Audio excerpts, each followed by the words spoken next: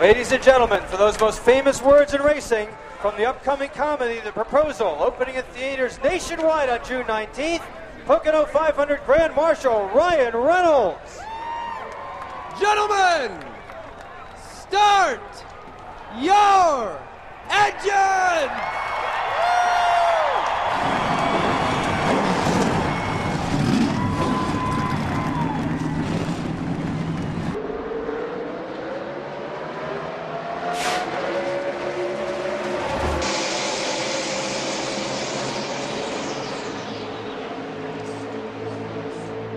Something happened there to Denny Hamlin, boy. You saw a puff of smoke there when he shifted, so he's got trouble. Well off the pace. The gauges were out. The gauges were out in the car. The motor's still running. Running at all. What did he say was out of the car? The gauges. And this is huge, because this really brings the new rule into effect with just 2 laps in the books. Yeah, you can see him trying to start it right there. He's just got no power. All his power went away. Yeah, you can see him trying to fire it up. And listen to it. Last start.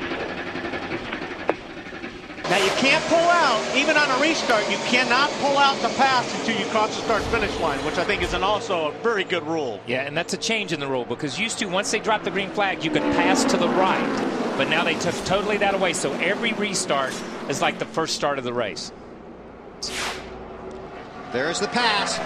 Jimmy Johnson to the lead.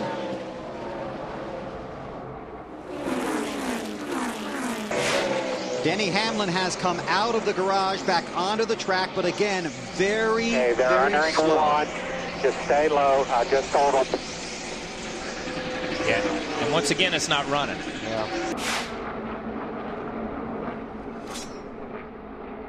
No wave buys, no lucky dog. Back to green. A number of different tire strategies on pit road. Some guys took 2, some guys took 4. How cool is this? It's like watching them throw the green flag at the start of the race every time. Every time. Here comes Carl, and he had the run off of 2, and now he's going to take the. Well, I don't want to say now he's going to take the spot. Oh, he's going to take the spot, but is this really Pocono? This is good racing right here. This is really good racing right here. 3 wide right here almost. 3 different lines. Again, here's what we're talking about. There. Go get him, bud. This is where the draft comes in a little bit. We'll see if Pitbull goes with his teammate here. He's going to stay on the high side. 5 bonus points for Carl Edwards. He led the lap. So Carl Edwards comes to pit road as the race leader. Long drive down to you, Marty. And Kyle mentioned it, Bill. They've been encouraging the crew the entire time. Carl on the radio telling the guys, listen, smooth stop. We are not in a hurry. Don't worry about it. Hopefully everybody else will have to make a green flag stop here, and everything will sequence back the way that they wanted to. He said the car, very good in turn 3, a little too tight in 1 and 2, which is backwards of what they were before. So they're going to go halfway on the adjustment they made last time and take 1/2 round out of the left rear wedge. 4 tires. Very smooth stop this time, as they do take their time and make a nice stop. Yeah, they got it all that time. Yeah, that was a good stop. Right Caution there. is out. That was a half stop. This is good news. Jimmy Johnson. Oh, wow. Over the Through his line. pit. Blew that one. Fine, plenty of time. Do your stop now. Do your stop. This is going to be good for these guys, because he was second. When the caution come in, he just dove the pit road. Now he's going to be up front. He had to be coming to pit road before the caution. Caution, right. So if he hit that cone and the caution was out, this is going to hurt him. It's going to help Carl Edwards. We need to see footage of this to see whether he comes straight from the wall down or whether he was already coming in. Still looking to see where the leader is and where Jimmy Johnson will come back out onto the track.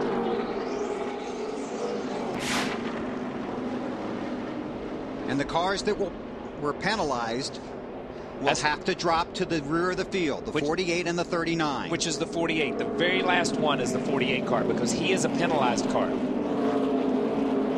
So the pace car heads for pit road. So if you're 10th and instead of restarting about 19 spots back, you're only a couple of rows behind the leader, Carl Edwards, who caught a huge break on that caution. It's Stremme into the wall. Yeah, you see him up there, and Junior's on his right, and Stremme just gets turned right into the wall. And then you see the 48's right there, and I'm not sure. It looks like he cleared the 88, but here's a great angle. On board with Earnhardt. inside, still there. Keep digging there, come on, keep digging. One inside, clear high, in the middle, all clear. Double file restart shootout style. All the lead lap cars up front. Carl Edwards is the race leader. He's got a couple of teammates around him, and Tony Stewart. And you see Carl move to the inside there to help the 17 car, his teammate, instead of staying out in front of Tony there. Matt Kenseth in the 17, the DeWalt Ford, inside of his teammate, and here comes Tony Stewart in the 14. Kenseth leads Stewart to second. And Tony takes advantage when the 99 has to check up there to let the 17 go, but that's the crossover move. That's as a standard move right there. You check up a little bit across the tunnel, then cut back under the guy when you come off the tunnel. They're now up front. Carl Edwards trying to get the lead back from teammate Matt Kenseth. And he does. Clear, all clear. Yellow's out. Caution Yellow's for debris. Out. That was me. I was getting ready to tell you it was coming. Debris over here, 3 and 4. And the driver's going to need a lot more help with that. A lot more help. But still, that's a great shot right there. Difference. You saw how all these guys come into their pits and where they're at in their pit box and how they exit. See the 99. Tony just rolls off the end of pit road. And again, qualifying here was rained out. The field was set by the rule book, so that put Tony Stewart number 1 in points. First on the grid, he got to make the pit stall selection, even though he lost a car in qualifying. That pit selection just helped him there. Leader of the race is Tony Stewart in that red Office Depot car. He chose the outside lane at his leader's choice. It's all lead lap cars in the front, then the cars not on the lead lap, followed by those that have been penalized, and the wave-by cars, and the guys that pitted off of their scheduled lap. Here we go. 35 laps left at Pocono. This is great. He's using no brake. Watch his brake thing, man. I mean, he's letting off going into turn 3 over there with nothing. Casey Kane just ran a lap of 159.6. Stewart was 5 miles an hour slower than that. Tony Stewart down the front stretch. White flag, last lap. This will be the last lap of the race. Now you want to run this lap so hard you can't see straight, but you still got to save it. You still got to save a little bit. He's still got a pretty good cushion, I think, once he gets to 2. Johnson to second. Johnson to second here. 2.5 seconds behind.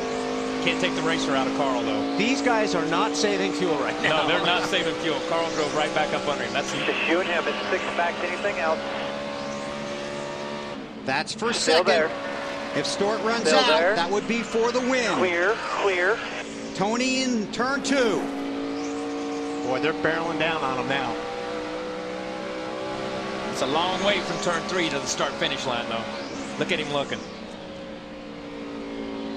Tony Stewart out of the final turn. Made the big move in the offseason. Here he comes. To go over to Haas Racing, take over part of the ownership, and Tony Stewart's going to take that team to victory lane. 48's out of gas. See him on the inside there. Listen to the crowd, man. He ran out of turn 2. That's incredible. God, I'm proud of you guys.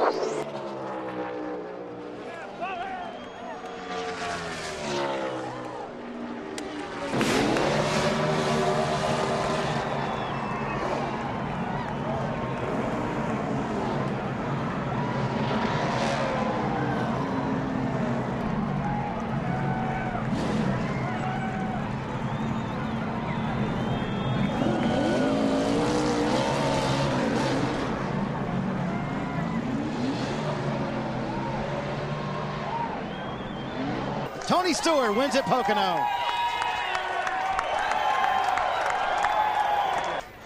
I got to thank Old Spice and Office Depot and U.S. Army and Coca-Cola and Chevrolet, who was the first one to say we want to be a part of this, and Rick Hendrick and everybody at Hendrick Motorsports with the engine and chassis department, and my teammate Ryan Newman. I mean, this has been an awesome weekend.